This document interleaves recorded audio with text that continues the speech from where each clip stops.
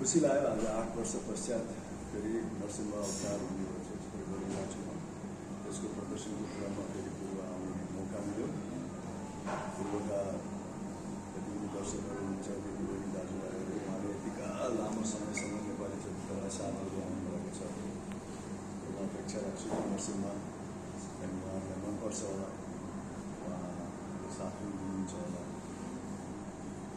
खुसी लागिरहेको छ। कतिको महत्त्व राख्छ तपाईँलाई यो सिनेमा चर्चित छँदैछ सफल हुनको लागि चाहिँ सफल भइदियो भने कतिको महत्त्व राख्छ तपाईँलाई नरसिंहले? कतिको महत्त्व भन्दा पनि आफूले गरेको कार्य त सफल नै होस् भनेर गरिन्छ त्यस कारण सफल होस् भनेर नै हामी लागि पर्छौँ। हजुर एक त अब एउटा अन्तरालपछि गरेको चलचित्र सफल होस् भन्ने चाहिँ एकदमै इच्छा हुन्छ र अर्को अब आफूले गरेको कार्यहरू चाहिँ नि त्यसको कुनै सफलता हासिल गरोस् भन्ने त भइरहेको छ। त्यसैले नरसिंह अवतारको प्रति चाहिँ म असाध्यै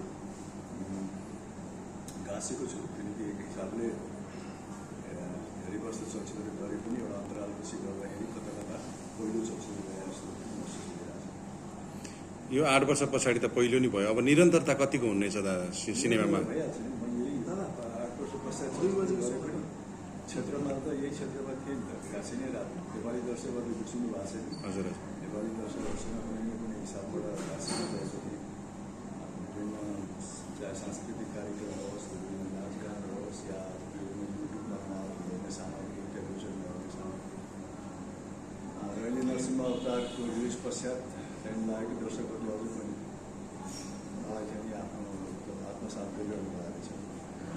पूर्व आउनु भएको छ आज प्लान के छ यहाँको?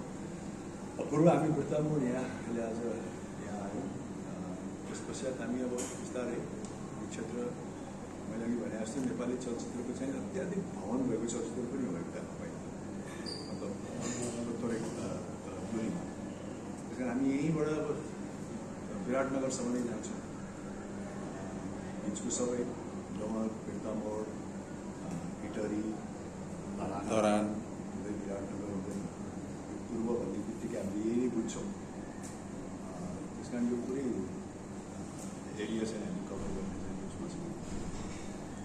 धन्यवाद सर। के छ? हस्, थ्याङ्क यू।